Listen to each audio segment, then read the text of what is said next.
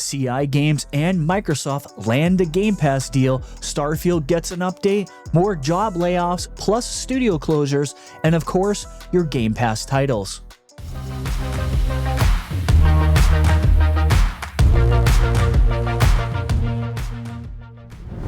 Before we jump in, if you end up enjoying the content, please make sure to like and subscribe. Let's go. A recent article on Bankgear.pl reveals that Lords of the Fallen and Sniper Ghost Warrior Contracts 2 are set to join Game Pass. While Bankgear's report translated into English lacks a specific release date for Game Pass, it corresponds with recent speculation suggesting Lords of the Fallen might enter Game Pass by the end of May 2024. The latest update states that CI Games has reached an agreement with Microsoft to include the two games. This doesn't ensure Lords of the Fallen's arrival on Game Pass this month. However, if it does, Sniper Ghost Warrior Contracts 2 may follow suit shortly thereafter. Lords of the Fallen is a Soulsborne style action RPG and a reboot of the 2014 game, which shares the same name.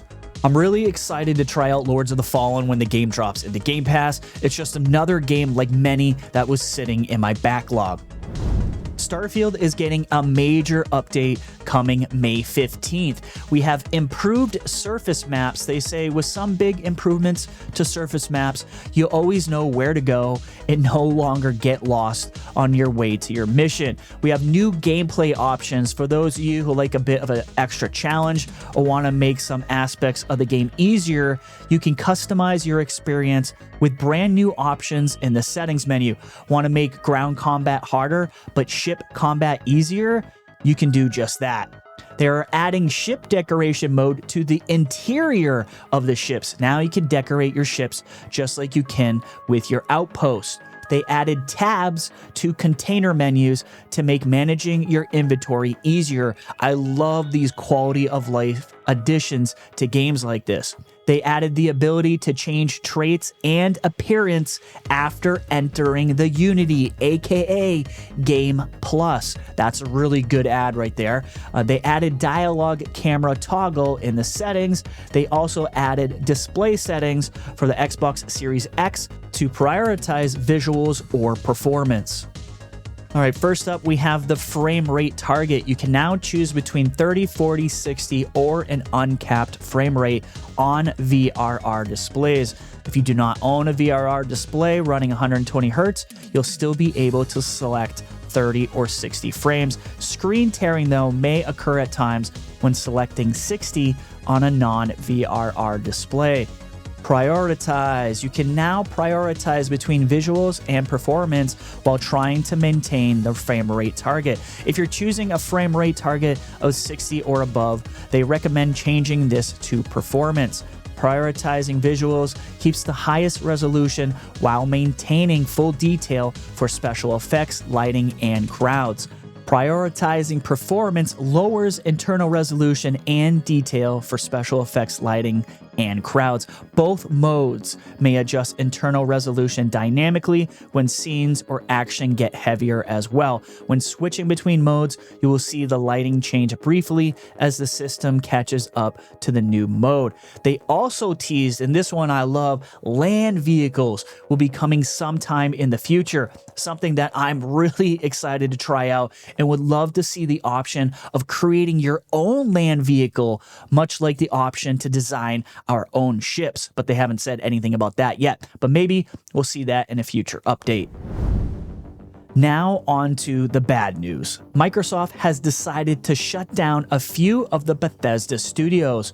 Arcane Austin, the studio behind games like Redfall and Prey, are shutting down. Tango Gameworks, the developer of one of my favorite games last year, Hi-Fi Rush, and other titles like Ghostwire Tokyo and the Evil Within series, will shockingly also be shut down. And Alpha Dog Games, the developer behind the shooter Mighty Doom, will also be shut down. Also, Roundhouse Studios will be absorbed by the Elder Scrolls Online developer ZeniMax Online Studios. So I gotta say, obviously, this just plain sucks for all the employees, and I truly hope they can find other work either in the gaming space or doing something new. My heart goes out to all of them. I know how they feel. I've been there myself. I predicted more layoffs were coming months ago after the 1,900 people were let go post the ABK merger. Now, why did I expect more layoffs to come? Probably because I looked at ABK's hiring spree after COVID and noticed that they hired around 8,000 new employees in a span of 3 years, the largest growth in the company's history. This is the way of corporations. When things are hot, they hire like crazy. And now that things are cooling down in the gaming space, we are seeing the effects of the blatant overhiring by these publishers and studios. Now, that's not to say I agree with what's happening, but it's the world we are living in. I hate that Xbox just got rid of the one studio they own in Japan. Personally, I would have liked to see them take Tango Gameworks as a loss leader and actually expand that studio into a publishing arm for Xbox in Japan. But instead, they did the exact opposite. If you want a more in-depth take, we are going to be discussing this whole situation this Saturday on the Aim Down Sights podcast right here on this channel. Now, let's talk about some Game Pass titles. Have a Nice Death is a 2D action roguelike where you play as an overworked death whose employees have run rampant, completely throwing off the balance of souls and his vacation plans.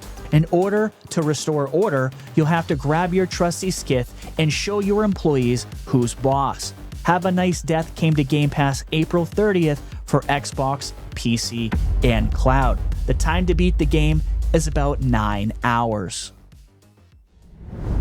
After a brutal storm destroys the boat she was traveling on, a frightened young woman is left washed ashore on an unknown beach. On her own but not alone, she has only one goal: to survive. Here begins the first adventure for a young and inexperienced Lara Croft, and a story which starts the journey of an ordinary woman who finds out just how far she must go in order to stay alive.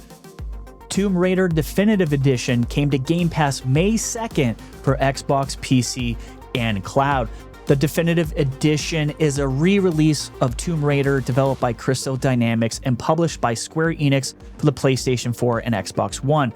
The edition includes several visual and gameplay enhancements and is packaged with all available downloadable content for the game. The time to beat the game is about 12 hours. We are in northern Quebec in 1970. A bizarre mist, the Broom, is disconnecting a mining village from its quiet reality. Step into the shoes of a detective as he unfolds the mysteries haunting the region while battling for his own survival. Kona 2 Broom came to Game Pass for Xbox, PC, and cloud on May 7th. The time to beat the game is about 8 hours. Another kids game is here for you youngins. You're a curious little kitty with a big personality on an adventure to find your way back home. Explore the city, make new friends, wear delightful hats, and leave more than a little chaos in your wake. After all, isn't that what cats do best? Little Kitty Big City dropped into Game Pass on May 9th for Xbox, PC, and cloud. Sorry, I can't say that without laughing. I know I'm immature. The time to beat the game is about 5 hours. Game Pass giveth and it taketh away. The following games are leaving Game Pass library soon, so there's no better time to put these at the top of your playlist. Remember, you can save up to 20% off your purchase if you'd like to keep them in your library. All of these titles are leaving May 15th. The only one I actually played out of these was Eastern Exorcist. So you guys might want to check these out before they leave Game Pass very soon. In case you guys didn't already know, we have an Xbox-centric show called the Aim Down Sights podcast on this channel each and every Saturday at 7 p.m. Eastern Standard Time live. So make sure to check that out for the latest in Xbox gaming news and discussions. Thank you guys all for watching. Make sure to subscribe to Game Pass Daily on YouTube, follow us on Twitter, and join our Discord gaming community.